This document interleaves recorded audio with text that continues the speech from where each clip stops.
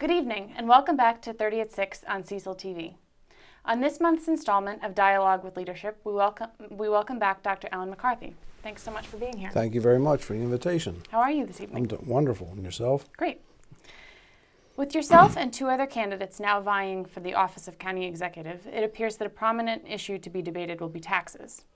In her announcement speech, Danielle Hornberger promised she would roll back the property tax and sewer rate increases from your first 2 years in office. She says county budgeting should consider needs versus wants. How do you see this issue? Well, I think that the things that we've provided are what the citizens of Cecil County want. They want good schools, they want libraries, they want good roads. And I could not provide these things without raising the taxes a small amount. I raised them a small amount, and I've not had to change them for 2 years. Ms. Hornberger also made a point about preserving our rural character. For an area directly located on the I-95 corridor, is it realistic to think that we can stay as we are and have been in the past? Most certainly we can. Approximately 60 years ago, we developed a comprehensive plan for Cecil County. It's reevaluated every 10 years.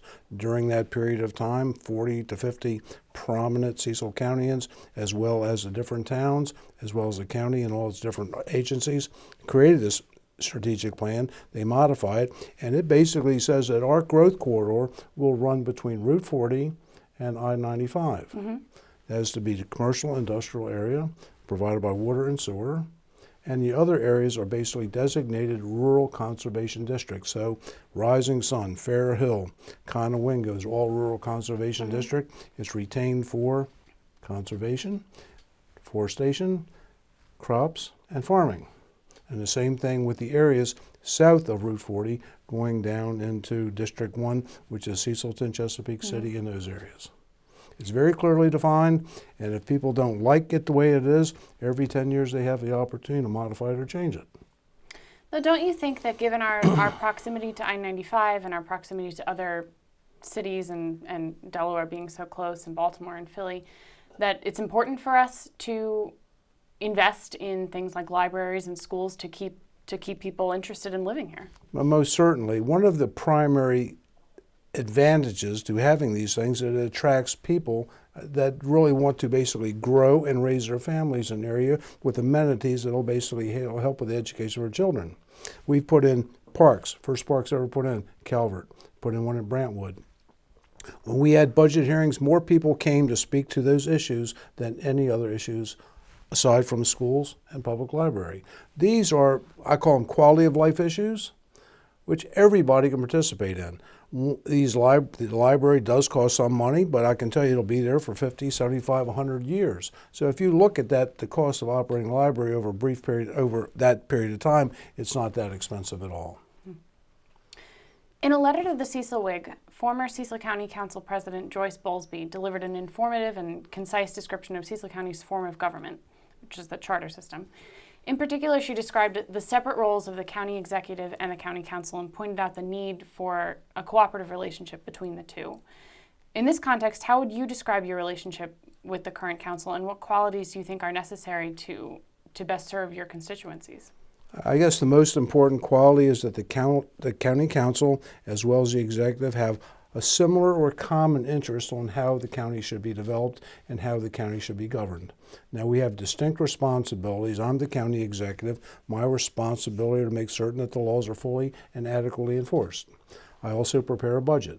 Mm-hmm. I also basically nominate people to sit on different boards and directorship. I'm responsible for all the agencies and commissions in the county government. I'm required to basically prepare a budget, submit it to the council, and also account to the citizens of Cecil County at the end of the budget season what our major accomplishments were and what our financial standing is. So that's my responsibility. The council is responsible to either approve my budget or refuse my budget. Basically, they set the tax rate.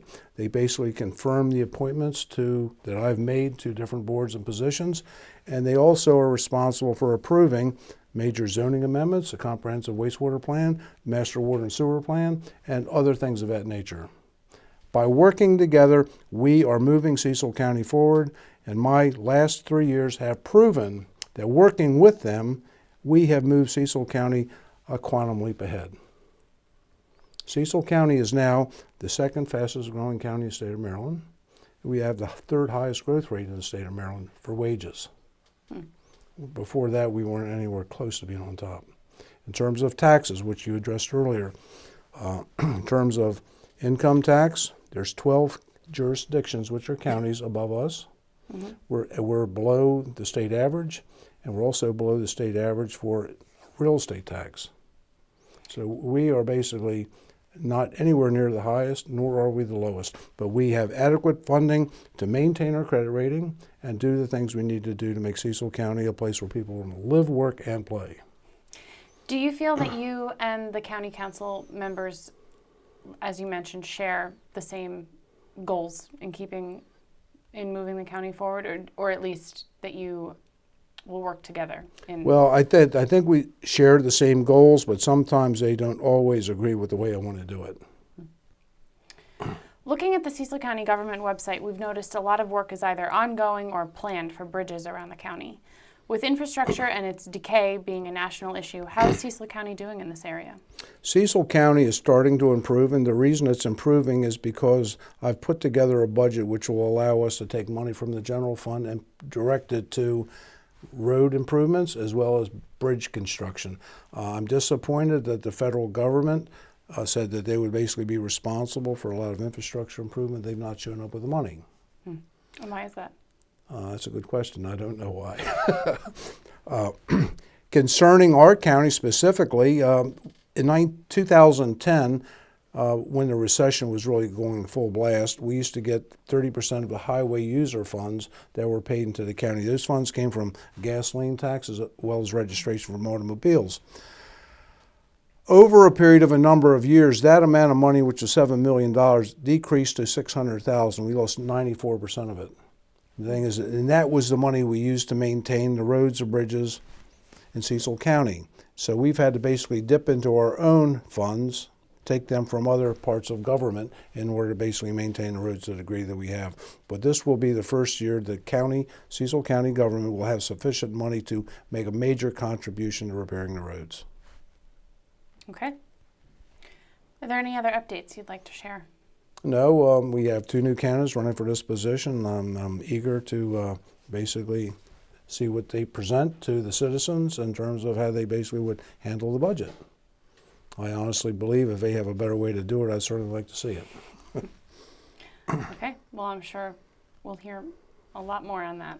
Okay, thank you very much. Dr. Ellen McCarthy on Dialogue with Leadership. Thanks so much. Thank you.